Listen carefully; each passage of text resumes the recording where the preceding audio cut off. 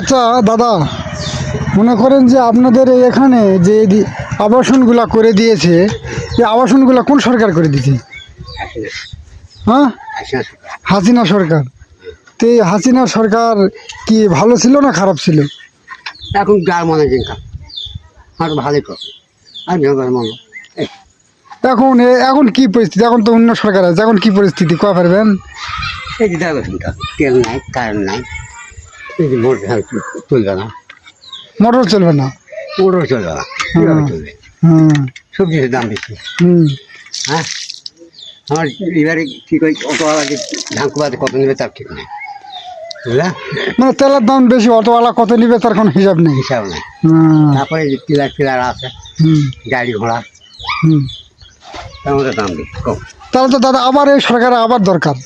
আসলে দরকার পারবে না, এটা নির্দিষ্ট করা আসলে করতে হবে। হুম আর ওই সরকার যে থেকে হোক, নাঙে হোক চাঙ্গে হোক, যেভাবে হোক, নিয়ে আসে দেশালয়, হ্যাঁ সবজি না। এই সরকারের ক্ষমতা নেই। আচ্ছা দাদা, এই যে কলটা যে আপনি ঢোকাচ্ছেন, টিউবওয়েলটা কোন সরকারের? দামানগুলা আর 10টা কল আছে থাকবে, এই সাইডে আরো 8-10টা কল। এইখানে চারটাই লাইন না, ওই লাইনে 4-5টা। এগুলো সম্পূর্ণ এলাকা মনে করো যে কার্যক্রম যা সব শেখ হাসিনার অবদান। অন্য সরকার এত তো দিতে পারবে না। আর ফুলবাড়ির দিকে যে আরো বেশি। হাই গাইস, আপনারা দেখতে পাচ্ছেন এখানে একটা আবাসন।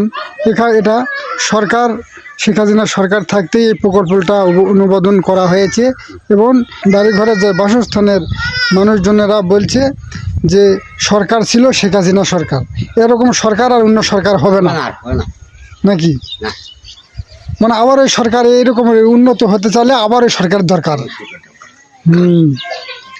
এলা কাজ করেছে, খালি কাজ নয়, এই দিকে আরো বেশি কাজ করেছে, তাই নয়? এই সড়ক রাস্তাঘাট, এই যে কলকাতা করা, শুধু তো আবাসন নয়, রাস্তাঘাটও আলো বহু করেছে। এই বহু মন্দির মসজিদ তামাম, মন্দির মসজিদ সব কিছুই। স্কুলগুলো প্রাইমারি স্কুলগুলো মনে করে যায়, হাই স্কুল বানাইছে, দুপুরা করে ফেলাই। কি করবে? কি করে এরা কি করবে? হ্যাঁ, আর সেই সরকারের মানুষ চিনল না। না, ওই প্রাইমারি স্কুল আছে, আগে মাটি পড়তো, এখন দুপুরা করেছে, পাকা মাইজা টাইজা তেমন পাকা। আচ্ছা, এখন আবার জন্য সরকার আসে এখন জনগণ, জনগণের উপর নাকি? এই জনগণ নয়। ঠিক আছে।